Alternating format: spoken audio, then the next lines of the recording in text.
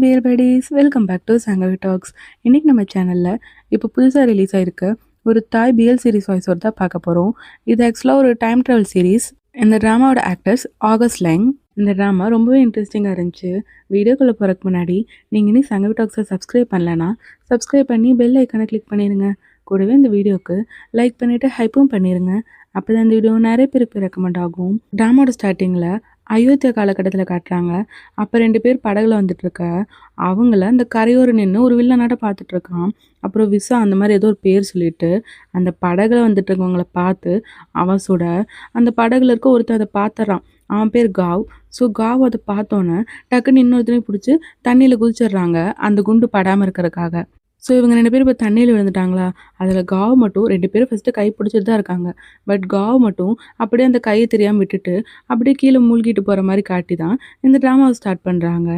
இப்போ 2026 காட்டினாங்கன்னா ஒரு ஹாஸ்பிட்டலில் எமர்ஜென்சி வார்டுக்குள்ளே ஒரு பேஷண்ட்டை கூட்டிகிட்டு போயிட்டுருக்காங்க. அந்த பேஷண்ட்டுக்கு ட்ரீட்மெண்ட் போயிட்டுருக்கு. பட் ரொம்ப கஷ்டமாக தான் போயிட்டுருக்கு போல். அப்போ இன்னொரு டாக்டரும் வந்து கலந்துக்கிறாங்க. அவங்க தான் கிரேட். ஸோ எல்லாருமே ரொம்ப ட்ரை பண்ணுறாங்க. பட் அப்படி இருந்துமே அந்த பேஷண்ட்டை காப்பாற்ற முடியல. வெளியே வந்து இதை அவங்க அம்மா கிட்ட சொல்லும் போது அந்த பேஷண்ட்டோட அம்மா ரொம்பவே அழுகுறாங்க. இதெல்லாம் பார்த்து கிரேட்டுக்கு ரொம்பவே கஷ்டமாக போச்சு. அதுக்கப்புறம் ரொம்ப சோகத்தில் இருக்கான். நைட்லாம் தூங்கவே இல்லை. அதுக்கப்புறம் நேராக போய் சீஃப் கிட்ட ரெசிக்னேஷன் லெட்டர் கொடுக்குறான். அவங்க சொல்கிறாங்க, இங்கே பாரு, நீ உடனே ரிசைன் பண்ணுறதில் நாங்கள் விரும்பலை. நீ கொஞ்சம் பிரேக் எடுத்துக்கோ, நல்லா டைம் எடுத்து ரிலாக்ஸ் ஆகிட்டு வா, நாங்கள் உங்களுக்காக வெயிட் பண்ணுறோன்னு சொல்லிடுறாங்க. ஸோ அதுக்கப்புறம் இந்த குடிக்கிற இடம் இருக்கும்ல, அங்கே போகிறான். அங்கே இவனுக்கு ஒரு ஃப்ரெண்டு இருக்காங்க போல். வழக்கமாக போகிறனால ஃப்ரெண்டு இருப்பாங்க போல். ஸோ அவங்ககிட்ட இப்படி ஹாஸ்பிட்டலில் ஒரு பிரச்சனைலாம் சொல்லிவிட்டு அவன் ட்ரிங்க் பண்ணிகிட்டு இருக்கான். இப்போ எல்லாருமே ஆல்மோஸ்ட் அங்கேருந்து கிளம்பிட்டாங்க. ஒரே ஒரு டேபிளில் மட்டும்தான் ஆள் உட்காந்துட்டு இருக்காங்க. ஸோ அந்த ஃப்ரெண்டுமே எனக்கு கொஞ்சம் வேலை இருக்குது, நான் வர வரைக்கும் மட்டும் இங்கே பார்த்துக்கோ அப்படின்னு சொல்லிட்டு அவங்க வந்து கிரேட் அங்கே விட்டுட்டு அந்த ஃப்ரெண்டு கிளம்பிடுறாங்க. ஸோ கிரேட் அங்கே இருக்கும்போது இன்னும் 2 பேர் வராங்க. இவன் சொல்கிறான், நாங்கள் க்ளோசிங் டைம் ஆச்சுன்ட்டு.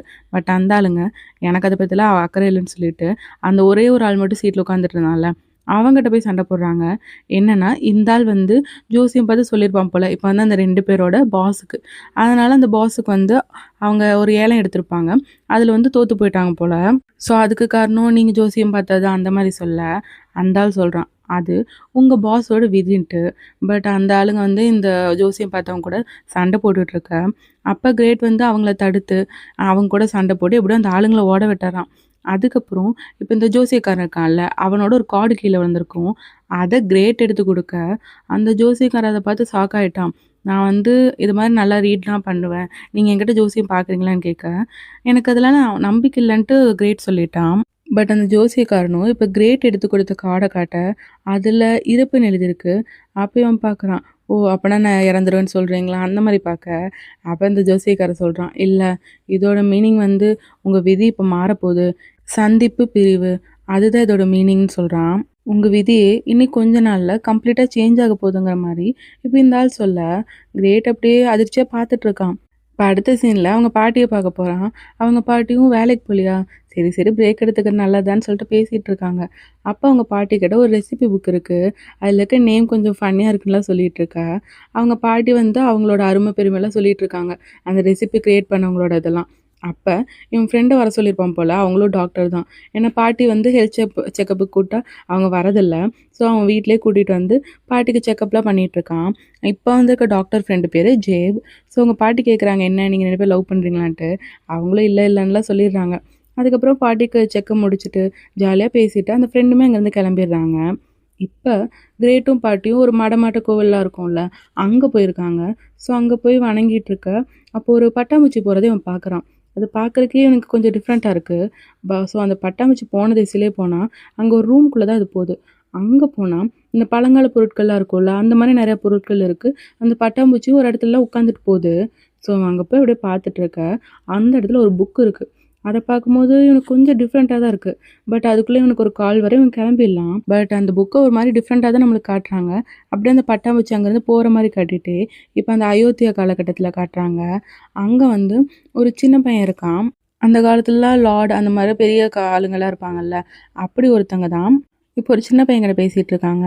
என்னென்னா, அவங்களோட கூட படித்த ஆள் அவங்களுமே ஒரு லாட் தான் போல். ஸோ அவங்க இறந்ததுக்கப்புறம் அவங்க பையன் வந்து இப்போ தனியாகிட்டான். ஸோ அந்த சின்ன பையன்கிட்ட தான் அவங்க பேசிகிட்டு இருக்காங்க. அந்த சின்ன பையன் தான் காவ். ஸோ காவ்கிட்ட சொல்லிட்டு இருக்காங்க, "நீ எதுவுமே கவலைப்படாத. உங்க அப்பா, அம்மா இல்லனாலும், உங்க அப்பா, அம்மா வந்து கிட்டத்தட்ட எங்களுக்கு கசின் ஆட்ட தான். நாங்க உன்ன பார்த்துக்குறோம். என் பசங்கள்லாம் வந்து உனக்கும் அண்ணனுங்களாட தான்னு" சொல்லிட்டு பசங்களெல்லாம் இன்ட்ரோடியூஸ் பண்ணி வைக்கிறாங்க. இந்த லார்டோட பசங்க பேரு சி, அப்புறம் டெக். ஸோ இவங்க வந்து உனக்கு அண்ணனுங்களாட்டன்னு சொல்லிட்டு, அவங்க 2 பேருக்குமே இந்த பையன் வந்து வணக்கம் சொல்றான். அதுக்கப்புறம் அந்த பசங்ககிட்டயுமே சொல்லிர்றாங்க, "இனிமேல் இவன நீங்க தம்பியா பார்த்துக்கணுன்ட்டு." அப்ப அந்த காவுமே ரொம்ப அழுதுட்டே இவங்க எல்லாருக்குமே நன்றி சொல்றான். அதுக்கப்புறம் அந்த டெக்குங்கிறான்ல, அந்த பையன கூப்ட்டு, காவ் கூட இப்ப இவங்க சொன்னாங்கல்ல, இந்த வீட்ல ஒருத்தனா தானே ஏத்துக்க போறாங்க. அதுக்கு லைட்டா முறையாட்டலாம் பண்றாங்க. அதோட டெக்கு கிட்ட சொல்லிர்றாங்க, "இனிமேல் நீங்க 2 பேரும் நண்பர்களாயிட்டீங்க. என்னைக்குமே நண்பர்களானவங்க ஒருத்தர் ஒருத்தர் கைவிடக்கூடாதுன்னு" சொல்லிர்றாங்க. அதுக்கப்புறம் டெக்கும் காவும் பார்த்து சிரிச்சுக்கிறாங்க. இப்ப பல வருஷம் கழிச்சு காட்டுனாங்கன்னா, அந்த காவ் தான் இப்ப காட்டுறாங்க.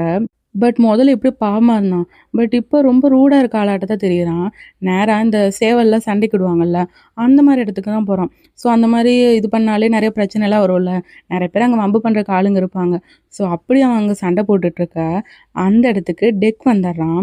அதாவது அந்த லார்டோட ஒரு பையன். ஸோ டெக் வந்தோனே இவன் சொல்றான், "நீ இதுலலாம் தலையிட்டுட்டு இருக்காதன்ட்டு." பட் டெக் வந்து எவ்வளோ சொல்லியுமே இவன் கேட்கல. இத நிறுத்த மாட்டேங்கிறான். அது மட்டும் இல்லாம, வந்து டெக்க அடிக்க போக, டெக் வந்து அழகாவே அத தடுத்து, கடைசியில காவ வந்து கீழ தள்ளிர்றான். இதெல்லாம் பார்த்து அந்த சண்டைக்கு இத்தன நேரம் வம்பு பண்ணிட்டு இருந்தாங்கல்ல, அவங்கலாம் காவ பார்த்து சிரிக்க ஆரம்பிச்சுறாங்க. காவுக்கு வேற வழி இல்ல. டெக் இப்படி பண்ணனால, அவன் அங்கருந்து போக வேண்டிய சூழ்நிலை ஆயிருச்சு. ஆல்ரெடி அந்த கோவத்துல அவன் இருக்கான். அதுக்கப்புறம் நைட் வீட்ல கூட டெக் வந்து பேசுறான். "நான் இன்னும் உன்கிட்ட பேசி முடிக்கலன்ட்டு." பட் காவோ, "உனக்கு எவ்வளோ தைரியங்கிற மாரி பேச." டெக் சொல்றான், "ஆமா, நான் தானே உன்ன பார்த்துக்கிட்டாகணும். அப்பா அந்த பொறுப்ப என்கிட்ட தான் தந்திருக்காங்கன்ட்டு. உனக்கு பனிஷ்மென்ட் குடுத்தே ஆகணும்னு" சொல்லிட்டு, இப்ப டெக் வந்து காவ வந்து அடிக்க, அப்ப வந்து ஒரு அடி தான் இவன் வாங்குறான். அதுக்கு அடுத்த அடிலாம் அவன் அசிஸ்டன்ட் வந்து வாங்கிக்கிறான். அதுக்கப்புறம் இவன் அசிஸ்டன்ட்ட புடிச்சு தள்ளி விட்டுர்றான். அப்ப டெக்குமே, "நீ தப்பு பண்ணீன்னா, அதுக்கான பனிஷ்மென்ட்ட நீ வாங்கியாகணும். இல்லன்னா உன் அசிஸ்டன்ட் வாங்கியாகணும்னு" சொல்ல, "நான் தப்பு பண்ணேன்னா, என்ன மட்டும் தண்டீங்கன்னு" சொல்ல, இப்ப இவன் அப்படியே நின்னுட்டு தான் இருக்கான் பட் டெக் அதுக்கு மேல அவன அடிக்க விரும்பல. அதனால அவன் அப்படியே அங்கருந்து போயிர்றான். பட் இந்த விஷயத்துல ரொம்பவே டென்ஷன் ஆயிட்டான். இப்ப டெக் வந்து அவனோட லைன ரொம்ப கிராஸ் பண்ணிட்டான். அவனுக்கு இதுக்கான தண்டனை குடுத்தே ஆகணும்னு சொல்லிட்டு, அவன் ஏதோ முடிவு பண்றான். பட் அசிஸ்டன்ட்டுமே சொல்லிட்டு இருக்கான், "ப்ளீஸ் எதுவும் தப்பான முடிவுலாம் எடுத்துறாதீங்கன்ட்டு." பட் அவன் இருக்க கோவத்துல அவன் ஒரு பிளான் போட்டான். இப்ப அடுத்த நாள் வந்து டெக் வந்து அவங்க அம்மாவோட ஏதோ ஒரு வேலை விஷயமா அந்த ஆத்து வழியா போற மாரி இவனுக்கு தெரிஞ்சிருக்கு. ஸோ அந்த டெக்க வந்து போட்லருந்து தள்ளி விடணும்னு இவன் பிளான் பண்றான். இத அசிஸ்டன்ட் கிட்ட சொல்லும்போது, அவன் சொல்றான், "இல்ல, இல்ல அப்படி பண்ணாதீங்கன்ட்டு." அவர் உயிருக்கு ஏதாவது ஆபத்தாயிடுச்சுன்னா என்ன பண்றது? அவருக்கு ஸ்விம்மிங் தெரியாதுன்னு சொல்ல, அப்ப சொல்றான், "அவனுக்கு கண்டிப்பா யாரோ ஒருத்தங்க ஹெல்ப் பண்ணிருவாங்க. என்ன பொறுத்தவரைக்கும் அவனுக்கு ஒரு பாடம் புகட்டணும். ஸோ அந்த தண்ணிக்குள்ள விழுந்தா தானே, அவன் என்ன அங்க இருக்க எல்லார் முன்னாடியும் மரியாதை இல்லாம பண்ணான்ல, அதுக்கான தண்டனை அவன் குடுத்த மாரி இருக்கும்னு" சொல்லிட்டு, இவன் அத பண்ணியே ஆகணுங்கிறான். அசிஸ்டன்ட் எவ்வளவோ கெஞ்சுறான், "இப்படி பண்ணாதீங்கன்ட்டு." அவன் உயிருக்கெல்லாம் வந்து ஆபத்து வராது, யாராவது காப்பாத்திருவாங்கன்னு சொல்லி, இவன் அசிஸ்டன்ட்ட மிரட்டி தான் அங்க அனுப்புறான். ஸோ அந்த அசிஸ்டன்ட்டுமே அந்த போட்டு கிட்ட போயி, கடைசில அந்த போட்ட தள்ளி விடுறான். பட் அப்புறம் தான் அவன் பார்க்குறான், அந்த போட்டுக்குள்ள இருக்கிறது டெக் இல்ல, டெக்கோட அம்மாவும், அவங்களோட அசிஸ்டன்ட் லேடீஸ்லாம் இருப்பாங்கல்ல, அவங்கலாம் தான். இவன் அப்படி தள்ளி விடும்போது, அவங்க எல்லாரும் கீழ விழுந்துட்டாங்க. பட் அந்த படகு ஓட்டிட்டு வந்திருப்பான்ல, அவன் மட்டும் விழுகல. அவன் இப்படி தள்ளி விடுறத பார்த்துட்டான். ஸோ அதுக்கப்புறம் இந்த லேடீஸ காப்பாத்தணுன்ட்டு, அந்த படகு ஓட்டிட்டு இருக்கவனும் தண்ணீல குதிச்சு காப்பாத்த போயிடுறான். அதுக்கப்புறம் இவன் நேரா வந்து இவங்க கிட்ட சொல்றான், இப்படி அந்த படகுல வந்து டெக் இல்ல, டெக்கோட அம்மா தான் இருந்தாங்கன்ட்டு.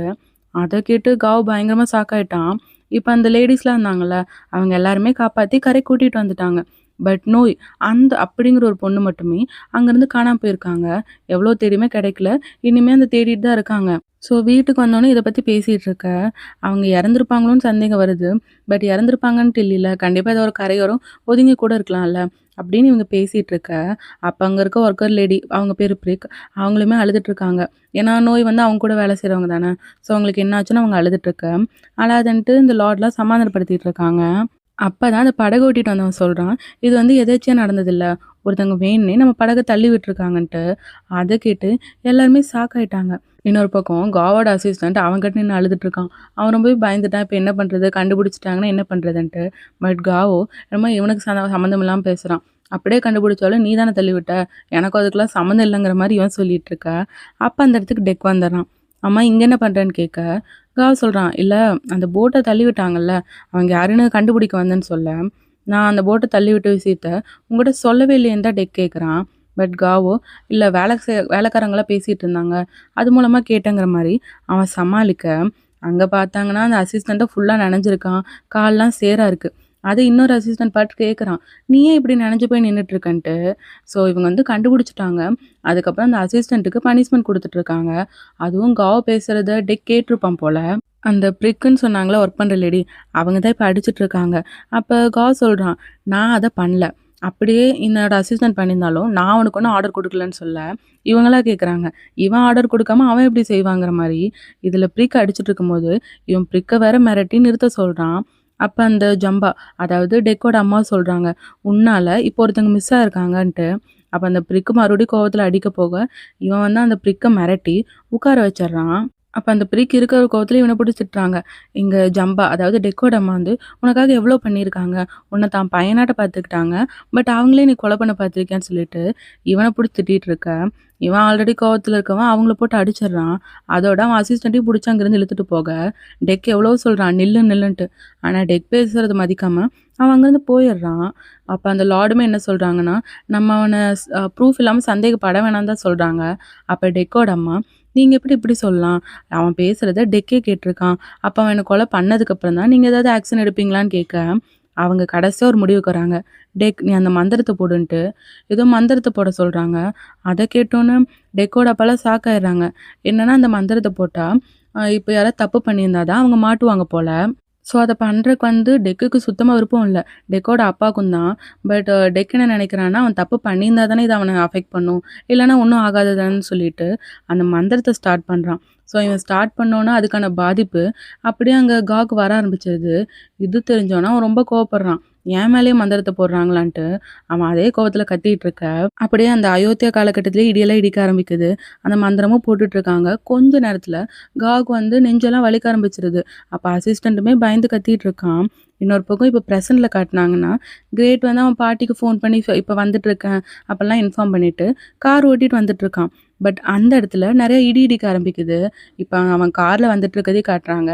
அயோத்தியா காலகட்டத்தில் அந்த மந்திரம் போட்டுட்டு இருக்கிறதையும், அப்போ வந்து காவுக்கு நெஞ்சு வலிக்கிறதையும், அசிஸ்டன்ட் பயந்துட்டு இருக்கிறது எல்லாத்தையுமே அப்படியே சைமல்டேனியஸாக காட்டிகிட்டே இருக்காங்க. இப்போ கிரேட் வந்துட்டு இருந்த கார் மேலே அந்த இடி இடிக்க அப்படியே கிரேட் அங்கேயே மயங்கிடுறான். அந்த அயோத்தியா காலகட்டத்திலுமே கா வந்து அந்த வழியில் அப்படியே மயங்குற மாதிரி காட்ட அசிஸ்டன்ட் கத்துறான், மாஸ்டர் எந்திரிங்க எந்திரிங்கன்ட்டு. இந்த சத்தம்லாம் வெளியே இருக்க டெக்குக்கு எல்லாரும் கேட்குது. அதுக்கப்புறம் இவன் வெளியே வந்து சொல்கிறான், அவரை காப்பாற்றுங்க காப்பாற்றுங்கன்ட்டு. அப்போ டெக்கோட அம்மா சொல்கிறாங்க, சொன்னல இப்போ நம்புறீங்களா, அவன் தான் இதெல்லாம் பண்ணியிருக்கான்ட்டு. அப்போ டெக் வந்து உடனே காவை பார்க்க போகிறான். அவன் போய் பார்க்கும்போது கா மயங்கியிருக்கான், இறந்துட்டான் போல். ஸோ இவன் ஃபீல் பண்ணுறான், நான் வந்து நம்ம 2 பேரும் ஒருத்தர் ஒருத்தர் ஹேட் பண்ணாலும் நீ இப்படி இறக்கணும்னு நான் விரும்பினதே இல்லைன்ட்டு அவன் கண்ணை மூடி ஃபீல் பண்ணிகிட்ருக்க. அப்போ கரெக்டாக காவுக்கு மறுபடியும் உயிர் வந்த மாதிரி ஆயிடுது. அப்போ இவன் எழுந்து பார்த்து இப்படி முன்னாடி ஒருத்தன் நின்றுட்டு இருக்கிறத பார்த்து அவன் பயந்துடுறான். இப்போ டெக் அப்படியே கண் முழிச்சு பார்க்கும்போது அங்கே வந்து முன்னாடி கா உட்காந்துட்டு இருந்தான், அவனை காணோம். இவனை என்னாச்சுன்னு போய் பார்க்க கா வந்து பயந்து ஒளிஞ்சிட்டு இருக்கான். அப்புறம் இவன் பார்த்தோன்னே அப்படியே எழுந்து வந்து பார்க்குறான். ஏன்னா சுற்றி இருக்கிறது எல்லாமே ரொம்ப ட்ரெடிஷ்னலாக இருக்குது. முன்னாடி இருக்கணும் ட்ரெடிஷ்னலாக ட்ரெஸ் போட்டிருக்கான்ல, இவனுக்கு ஒன்றுமே புரியல. அப்போ கா வந்து, அதாவது இப்போ அவன் காவில் கிரேட் வந்து டைம் ட்ராவல் பண்ணி இப்போ காவோட உடம்புக்குள்ள வந்துட்டான் போல். ஸோ அவனுக்கு ஒன்றுமே புரியல, இப்படி சுற்றி இருக்கவங்களாம் இப்படி இருக்கிறத பார்த்தோன்னே. ஸோ கிரேட் வந்து தனக்கு தானே சொல்லிக்கிறான், இங்கே பாரு நீ ஏதோ தப்பாக நினச்சிட்ருக்க, உன் மைண்டு சரியில்லை, கொஞ்சமாச்சும் சுயநினைவுக்கு வா சுயநினைவுக்கு வான்ட்டு அவன் அவன் மனசுக்குள்ளே சொல்லிகிட்டு இருக்கான். அப்போ அவன் யோசிக்கிறான், ஒருவேளை நம்ம கோமாக்கு போயிட்டோமோ. புரிஞ்சிருச்சு, நம்ம கார் மேலே இடி இடிச்சதில்ல, அதனால் நம்ம ஆக்சிஜன் கம்மியாயிருச்சு, ஸோ நம்ம ஹாலுசினேஷனில் இருக்கோம், அவ்வளோதான் அவன் சொல்லிகிட்டு இருக்க. டெக் சொல்கிறான், கொஞ்சம் பொறுமையாரு, என்னாச்சு உனக்குன்ட்டு. அப்போ இவன் வந்து டெக்கோட கையெல்லாம் தொட்டு பார்க்குறான். அவன் மசில்லாம் நல்லா தெரியுது, அவன் டெம்பரேச்சரும் நார்மலாக இருக்குது, நாடி துடிப்புலாம் தெரியுது. அப்போனா நம்ம எப்படி ஹாலுசினேஷனில் இருக்கோம், இப்போ அவன் முன்னாடி இருக்காள் உண்மையான ஆளான்ட்டு அவன் பயந்துடுறான். அப்போ டெக்குமே, பைத்தியமா என்ன வளரிட்டு இருக்கேன்னு கேட்க இவன் ஒரு மாதிரி குழம்பிட்டே வெளியே வந்தா வெளியே அசிஸ்டண்ட் இருக்கான். அவனுமே மாஸ்டர்னு பார்க்க இவன் ஒன்றும் புரியாமல் அப்படியே வீட்டுக்குள்ளே போகிறான். அங்கே இருக்க எல்லாருமே இவன் ஆச்சரியமாக பார்க்குறாங்க. ஏன்னா அவன் செத்துட்டான்னு தான் நினச்சிருப்பாங்க. அப்போனா அவன் உயிரோட இருக்கானா, இல்லை இது பேயன்ட்டு அவங்க பயந்துட்டு இருக்க. டெக்கோட அப்பாவுக்கு இப்போ இவன் உயிரோட வந்தது நிம்மதியாக இருக்குது, அவனுக்கு ஒன்றும் ஆகலைன்ட்டு. அப்போ இவன் யோசிக்கிறான், என்ன கனவு கண்டுட்ருக்கோம், இந்த கனவுலேருந்து வெளியே வந்தே ஆகணும்ன்ட்டு அவன் கத்திக்கிட்டு இருக்க. டெக்கோட அம்மா திட்டுறாங்க, என்ன வளரிட்டு இருக்க நீன்ட்டு. அப்போ இவன் அவங்கள பார்த்து, நீங்கள் என்ன வியாடாக பேசிகிட்டு இருக்கீங்கன்னு சொல்ல டெக் வந்து சொல்கிறான், நீ தான் வியாடாக பேசிகிட்டு இருக்க, என்னாச்சு உனக்குன்ட்டு.